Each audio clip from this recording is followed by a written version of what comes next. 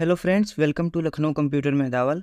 आज से हम HTML की सीरीज़ शुरू कर रहे हैं और इस वीडियो में जानेंगे कि HTML क्या होता है, इसका पूरा नाम क्या है, HTML का इतिहास क्या रहा है। इतिहास कहने का मतलब है कि इसके कौन कौन से संस्करण रहे हैं, वर्तमान में हम कौन सा संस्करण यूज कर रहे हैं। HTML को मार्कअप लैंग्वेज कहते हैं, पर क्यों कहते हैं, इन सभी चीज़ों को हम डिटेल में जानेंगे और नेक्स्ट वीडियो में HTML का बेसिक स्ट्रक्चर प्रैक्टिकली देखेंगे। अब सीधा पॉइंट पर आते हैं और देखते हैं कि HTML क्या है। HTML एक मार्कअप लैंग्वेज है जिसे वेब पेज बनाने के लिए डेवलप किया गया। इसका विकास 90 के दशक में हुआ था। यह एक वेब पेज का आधार होता है और एक वेब पेज किसी वेबसाइट का आधार होता है। HTML का पूरा नाम हाइपर टेक्स्ट मार्कअप लैंग्वेज होता है। इसमें हम एक पॉइंट और ऐड कर सकते हैं कि इसका एक्सटेंशन नेम .html होता है। इस तरह से अब आप जान गए कि HTML एक मार्कअप लैंग्वेज है जो वेब पेजेस आदि के लेआउट को बनाने के लिए यूज किया जाता है। Full form hyper text markup language है और एक्सटेंशन नेम .html। अब अभी सबसे पहले लाइन में ही हमने HTML को मार्कअप लैंग्वेज कहा। इसमें मार्कअप लैंग्वेज क्यों कहा जाता है, आइए समझते हैं। HTML में मेनली 3 वर्ड हैं, हाइपर टेक्स्ट, मार्कअप और लैंग्वेज। हमारा आंसर इन्हीं में है। सबसे पहला है हाइपर टेक्स्ट। हाइपर टेक्स्ट वह तरीका है जिसके द्वारा वेब को एक्सप्लोर किया जाता है। यह एक सिंपल टेक्स्ट ही होता है, लेकिन अपने साथ किसी दूसरे टेक्स्ट को जोड़ कर रखता है, जिसको आप माउस से क्लिक करके या फिर उस पर टैप करके एक्टिवेट कर सकते हैं। हाइपर टेक्स्ट को आप हाइपरलिंक भी बोल सकते हैं। इसको आप आसानी से ऐसे समझ सकते हैं कि अगर आपने MS वर्ड में हाइपरलिंक पढ़ा हो तो आपको याद होगा, डॉक्यूमेंट पेज पर हम कंट्रोल के शॉर्टकट की प्रेस करके किसी अदर डॉक्यूमेंट का लिंक इंसर्ट करते हैं। उसके बाद उस लिंक के जरिए फाइल को ओपन करने के लिए कीबोर्ड से कंट्रोल प्रेस करके माउस से लिंक पर क्लिक करते हैं और फिर इंसर्ट किया हुआ डॉक्यूमेंट ओपन हो जाता है। सेम हाइपर टेक्स्ट भी काम करता है, लेकिन HTML में हम हाइपरलिंक एंकर टैग एक होता है, उसके हेल्प से बनाते हैं। उसके बाद आता है मार्कअप।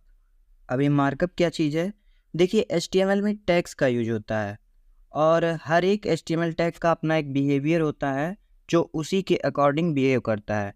इस चीज़ को मार्कअप कहते हैं। जैसे यू टैग एक HTML टैग है जो अपने बीच में आने वाले टेक्स्ट को अंडरलाइन कर देता है। इसको आप एग्जाम्पल से ऐसे समझ सकते हैं। मान लीजिए मैंने एक नाम लिया, इसी चैनल का नाम ले लेते हैं, लखनऊ कंप्यूटर मेहदावल। अब अभी ये आपको एक सिंपल टेक्स्ट की तरह दिखाई दे रहा है। अब इसको HTML से मार्कअप करके अंडरलाइन करते हैं। इसके लिए हम इसको यू टैग के बीच में कुछ ऐसे लिखेंगे।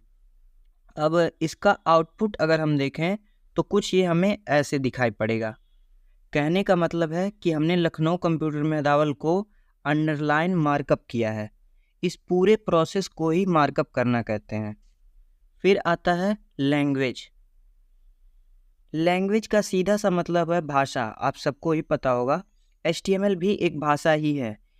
चूँकि इसमें हम कंटेंट को खुद से, उसके स्ट्रक्चर को या उसके लेआउट को खुद से क्रिएट करते हैं, शायद इसीलिए टेक्स्ट को HTML को मार्कअप लैंग्वेज कहा जाता है।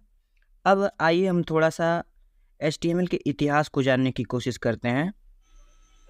HTML की खोज टिम बर्नर्स-ली ने 1991 में किया था और इन्हीं को WWW वर्ल्ड वाइड वेब के आविष्कारक के रूप में भी जाना जाता है।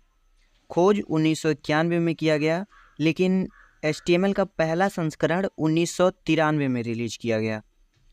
HTML के पहले संस्करण का कोई नाम नहीं दिया गया था, लेकिन अगले संस्करणों के कुछ नाम थे, इसलिए आप इसको अपनी सुविधा के लिए HTML 1.0 भी कह सकते हैं। फिर HTML के पहले संस्करण के बाद एक ग्रुप आया, IETF, internet engineering task force. इसके द्वारा HTML के अगले संस्करण का नामकरण किया गया, जो कि HTML 2.0 कहलाया। इसे 1995 में प्रकाशित किया गया, जिसमें सबसे इम्पॉर्टेंट था उसमें इमेज टैग। लेकिन इस समय तक भी इंटरनेट उतना लोकप्रिय नहीं हुआ था। फिर HTML 2.0 में इम्प्रूवमेंट करके उसमें नए फीचर्स ऐड किए गए जो हमको HTML 3.0 के रूप में देखने को मिला। ये 1997 में रिलीज हुआ। इसमें वेब मास्टर्स या फिर वेब डेवलपर्स को वेबसाइट डिज़ाइन करने के लिए कई पावरफुल फीचर्स दिए गए, लेकिन इन पावरफुल फीचर्स की वजह से ब्राउज़र्स धीमे होने लगे।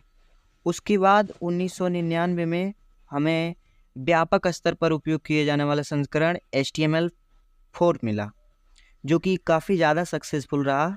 इसको W3C ने प्रकाशित किया, जिसका पूरा नाम है वर्ल्ड वाइड कंसोर्टियम। फिर HTML4 में भी कुछ सुधार किए गए, उसमें भी इम्प्रूवमेंट किए गए, जो हमें HTML 4.01 में देखने को मिला, जो कि 2012 में रिलीज हुआ। फिर HTML 4.01 के एक्सटेंडेड वर्जन के रूप में हमें HTML का लेटेस्ट वर्जन HTML5 आया, जो वर्तमान में हम लोग यूज कर रहे हैं। इसे 2014 में प्रकाश में लाया गया था। तो इस प्रकार से ये HTML का इतिहास रहा है। ये तो हो गया HTML का इतिहास। अब आइए देखते हैं कि HTML का उपयोग हम लोग कहाँ कहाँ कर सकते हैं। तो HTML का उपयोग वेब पेज बनाने के लिए, वेबसाइट बनाने के लिए, ऑनलाइन फॉर्म्स जैसे रजिस्ट्रेशन फॉर्म, फीडबैक फॉर्म और कॉन्टैक्ट फॉर्म, इसके अलावा ईमेल टेम्पलेट्स और वेब ऐप्स, इन सभी चीज़ों को बनाने के लिए हम लोग HTML का यूज करते हैं। उम्मीद है कि ये वीडियो आपको पसंद आया होगा। वीडियो कैसा लगा अपना ओपिनियन ज़रूर शेयर करिए। मिलते हैं आपसे नेक्स्ट वीडियो में। Thanks for watching.